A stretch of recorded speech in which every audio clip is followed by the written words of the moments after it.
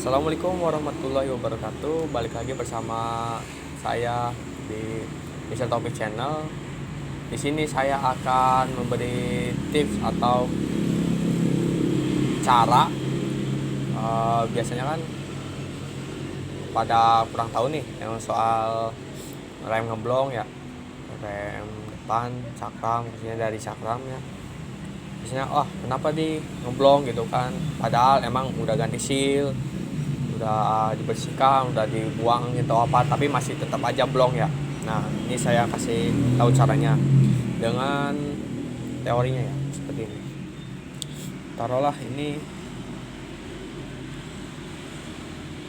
master rem ya, master rem atas, bukan kaliper, master rem. Nah, ini master rem, taruhlah emang saya kurang bisa gambar. Kalau ini handle ya, nah handle ini pakai selang ke bawah, iya. Nah, selang ke bawah, sini kaliper, taruhlah kaliper bawah, piston ya, Apple.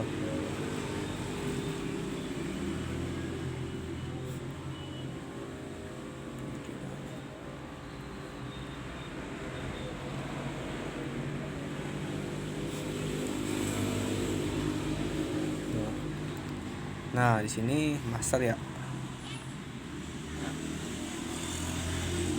Master kaliper ya. Nah, di sini ya.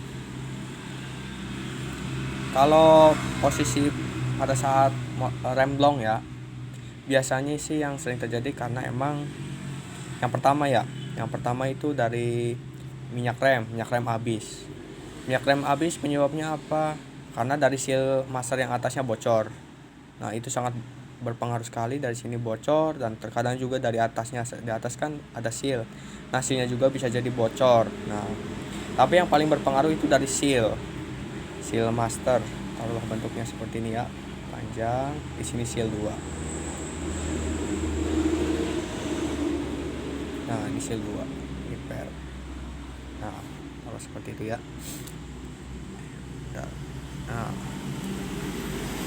Nah, biasanya pada saat blong ya terjadi kan karena dari seal. Nah, setelah kita ganti seal, kenapa tidak turun gitu kan? Taruh kenapa tidak turun. Nah, yang penting kita usahakan jangan selalu mengkocok rem ya. Kadang kan orang seringnya, kocok dulu remnya supaya turun. Kalau menurut saya sih itu maksudnya emang kurang akurat. Emang bisa saja sih dikocok turun ke bawah, tapi menurut saya itu kurang akurat ya. Caranya begini, pada saat mengganti seal master ya, di sini kan handle kita lepas dulu, seal master di sini. Nah, di sini kan di master itu ada lubang 2 ya, lubang yang pertama, lubang yang kedua. Nah, lubang yang pertama itu kan lubangnya besar. Nah, jika taruhlah ini dalam master ya, ini di dalam master ada 2 lubang, lubang yang besar dan lubang yang kecil. Nah, yang sering terjadi permasalahannya itu ada di sini, lubang yang kecil ini. Lubang yang kecil ini biasanya mangpet, atau karena emang minyak remnya sudah lama dan akhirnya jadi model kayak agar-agar lah seperti itu, jadi menghambat lubang ini.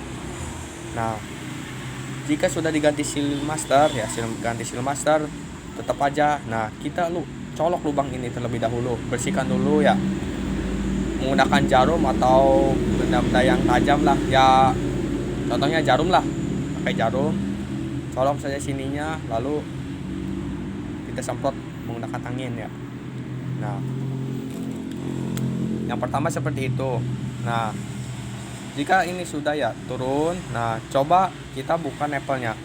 Ingat catatan ya, kita usahakan jangan mengocok si handle remnya ya. Nah, jangan mengocok handle remnya. Kita buka nih, snapper kita buka, terus kita tunggu aja dulu sampai benar-benar si minyak rem turun ya, turun. Nanti juga pasti turun tanpa dikocok pun pasti turun karena emang ada lubang dari sini. Nah, teorinya seperti itu ya. Jadi usahakan kita jangan selalu mengocok dari handle ya. Itu cara cepat saya. Beda-beda. Emang cara saya seperti itu. Turun ya, supaya turun semua. Nah, di sini ada nipple ya.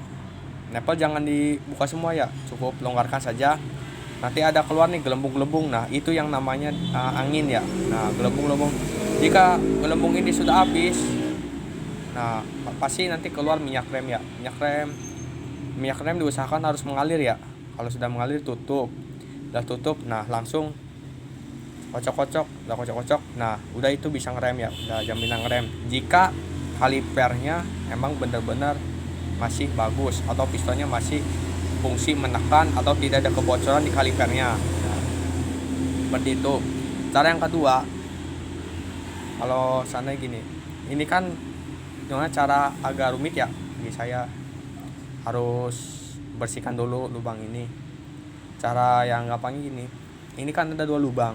Kita menggunakan lubang yang dari sini, lubang dari sini ya. Tapi usahakan ini kan seal masuk ke dalam ya. Nah, masuk seal ke dalam. Usahakan kita jangan terlalu masuk, sekiranya segini. Harus sampai segini, jangan menghalangi lubang ini. Agar si lubang ini dapat mengalirkan minyak rem ke bawah ke selang rem lalu ke kaliper. Nah, seperti itu. Nah, setelah sudah tidak ada gelembung-gelembung angin ya, langsung kita masukkan sealnya, masukin semua lalu kunci. Nah, udah seperti itu. Itu cara yang cepat ya. Bagi saya cara cepat seperti itu. Nah, terus ada juga nih yang kayak gini. Udah ikutin cara saya ya, salah satu, yang kedua, tapi kenapa kok rem selalu blong ya gitu. Maksudnya nggak langsung rem, masih blong terus. Nah, itu biasanya terjadi karena dari selang remnya. Selang rem di sini biasanya selang rem bisa jadi di sini terlalu banyak angin.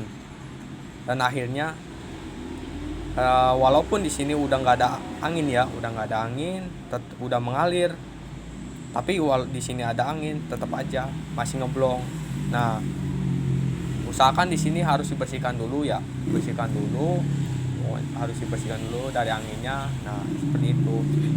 Kalau misalkan sudah dibersihkan, tetap saja ya kita pukul-pukul aja bagian selang remnya dari atas sampai bawah, pukul dengan perlahan, nanti juga bisa keluar angin. Nah, seperti itu.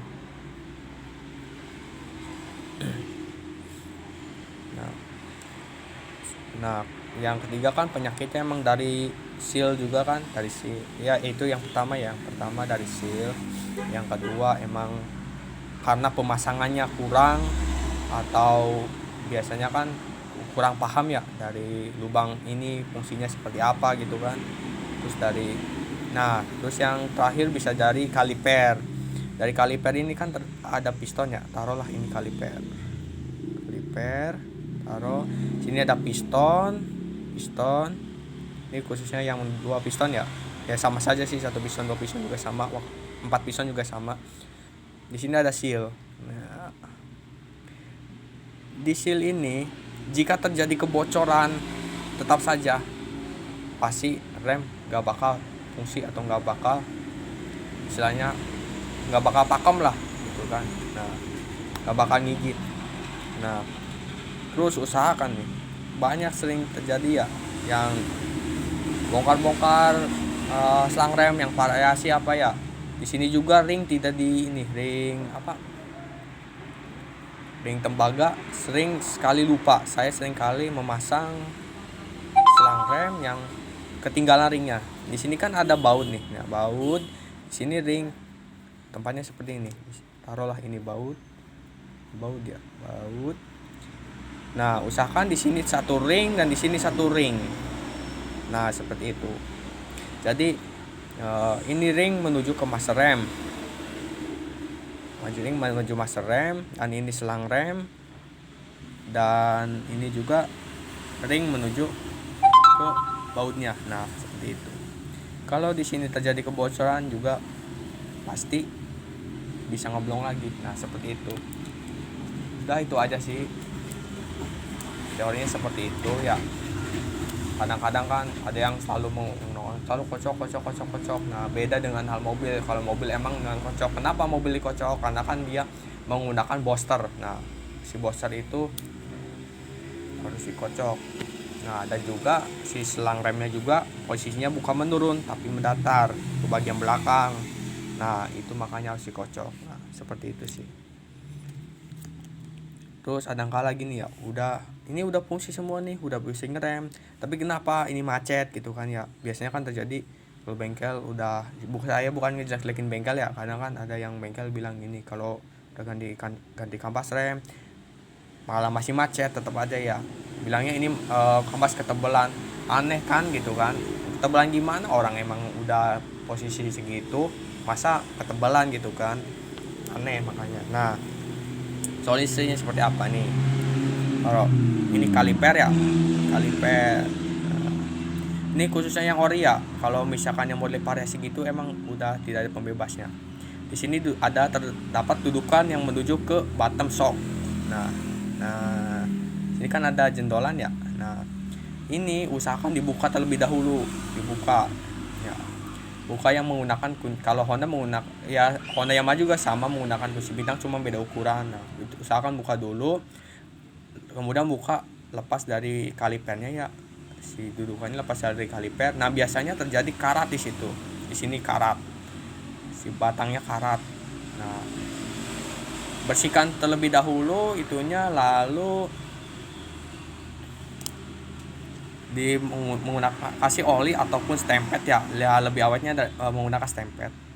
Nah biasanya kan katanya wah ini kampasnya ketebalan jadi macet, sebenarnya bukan seperti itu ya. Kadang ada yang digerinda terlebih dahulu, padahal itu nggak ngaruh sebenarnya. Walaupun tebal, walaupun apa juga nggak ngaruh sebenarnya ya. Justru lebih bagus yang tebal gitu kan, kampas rem lebih awet. Karena emang buat saya yang ngejelekin emang karena teorinya kurang paham atau gimana. Seperti itu ya. Udah, penjelasannya seperti itu. Jika kurang jelas mohon maaf, dan ingin diperjelas lagi bisa kontak ke nomor saya ya. Nomor saya